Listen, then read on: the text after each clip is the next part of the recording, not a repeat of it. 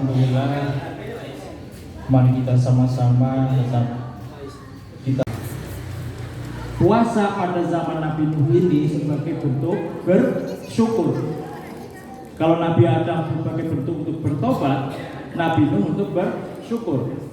Selanjutnya ada Nabi Daud. Nah, seperti yang kita ketahui sampai sekarang ini, banyak orang yang melaksanakan puasa Daud. Puasa Daud itu langsung dari Nabi Daud. Seperti yang kita ketahui, Nabi Daud ini merupakan seorang raja yang sangat terkenal ketika itu. Beliau memiliki tahta yang sangat tinggi, tahta yang tinggi, kemudian beliau juga memiliki derajat yang tinggi di hadapan Allah Subhanahu wa taala. Namun beliau tidak ada sombongnya sama sekali. Beliau menjalankan puasa. Sehari puasa, sehari tidak. Sehari puasa, sehari tidak. Maka puasa Nabi Daud ini bisa mencerminkan sebuah keistiqomahan yang besar dan juga sebuah kedisiplinan yang sangat luar biasa. Itu puasa Nabi Daud sebagai bentuk ketaatan kepada Allah Subhanahu wa taala.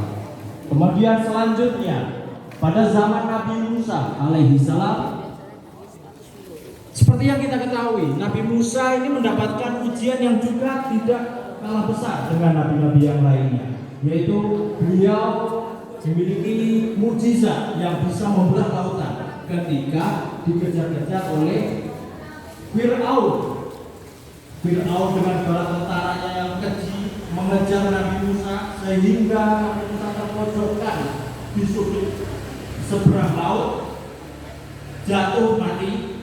Kemudian Allah menginstruksikan, memberikan wahyu kepada Nabi Musa untuk memunculkan tongkatnya ke laut.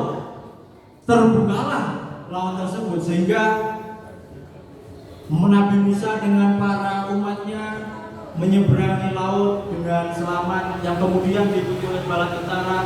Ketika sudah sampai ujung, ditutup pertama kali hijrah dengan para umatnya menuju dari Makkah ke Yathrib atau sekarang sebagai Madinah, disebut Madinah. Di situ Nabi Muhammad mendapati kaum Yahudi itu sedang menjalankan puasa. Nabi Muhammad bertanya kepada kaum Yahudi, "Wahai saudaraku, puasa apa yang telah kamu jalankan?" "Wahai Rasulullah, sesungguhnya saya sedang melakukan puasa Asyura, yaitu puasa untuk mengingat peristiwa yang telah dialami oleh Nabi Musa alaihissalam."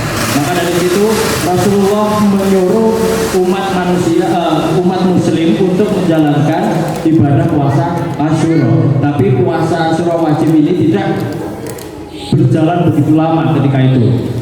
Karena setahun setelah itu Allah mensyariatkan puasa bulan suci Ramadan itu turun ayat surat Al-Baqarah ayat 183 yang berbunyi, A'udzubillahi minasyaitonirrajim, ya ayyuhalladzina amanu kutiba alaikumusiyam kama kutiba alal ladzina min qablikum la'allakum tattaqun. Kutiba alaikumusiyam, diwajibkan atas kalian menjalankan puasa. Kama kutiba alal ladzina min qablikum la'allakum tattaqun. Nah, di situ di ayat Allah pun sudah menjelaskan kutiba alal ladzina min qablikum, ada kata-kata min qablikum di situ. Berarti ada orang-orang terdahulu yang sudah menjalankan puasa. Kalau kita percaya bahwasanya puasa itu dimulai dari zaman Nabi Muhammad itu salah, tapi puasa itu ada dari sejak zaman dahulu. Nah, kalau puasa Ramadan itu ada ketika zaman Nabi Muhammad Shallallahu Alaihi Wasallam. Kemudian dilanjutkan turun ayat 185. Syahrul Ramadan alladzi unzila fihil Qur'anu hudal linnasi wa bayyinatin minal huda wal furqan. Faman syahida minkum syahra falyasumhu. Maka ayat ini cukup menjawab kalau ada pertanyaan.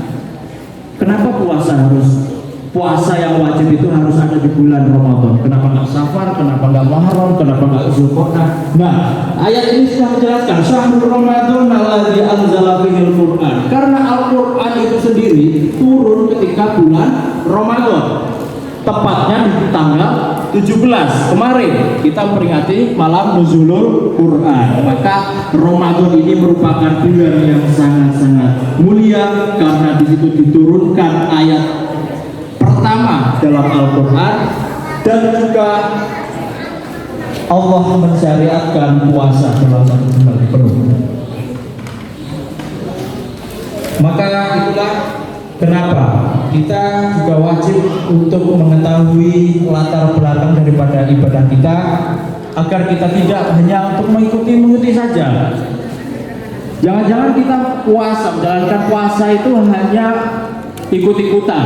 Kalau Menteri Agama menetapkan tanggal segini kita ikut puasa, NU tanggal segini kita ikut puasa, Muhammadiyah tanggal segini kita ikut puasa, tanpa kita mengetahui bahwasanya apa asal-muasalnya puasa itu dari mana sih.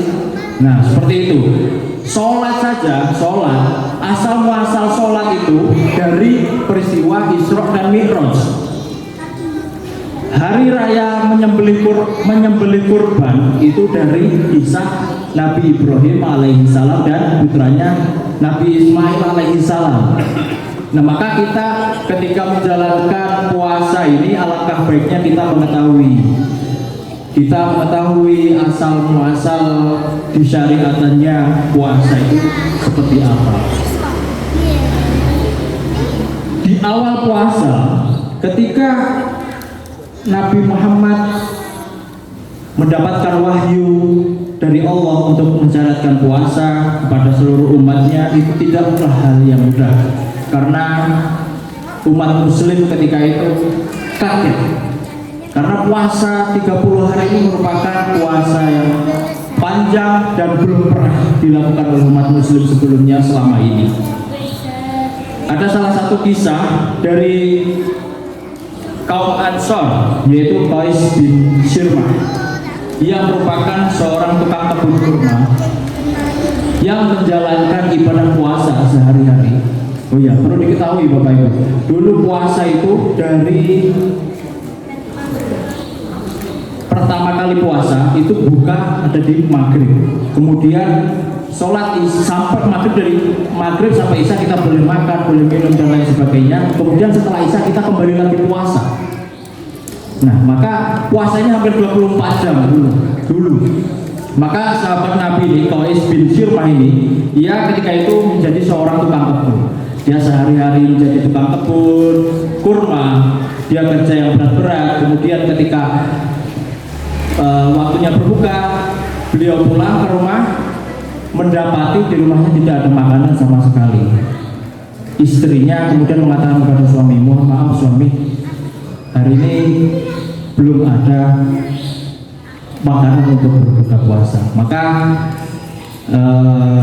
dari sinilah ia malamnya lanjut ketiduran, kemudian sampai pagi puasa lagi. Kemudian Rasulullah mengetahui hal tersebut, memohon kepada Allah Subhanahu wa taala untuk beri keringanan. Sampai saat ini kita merasakan puasa yang Rasul ajarkan kepada kita. Ya, mungkin cukup sekian isi materi dari sore hari ini. Kurang lebih mohon maaf. Assalamualaikum warahmatullahi wabarakatuh.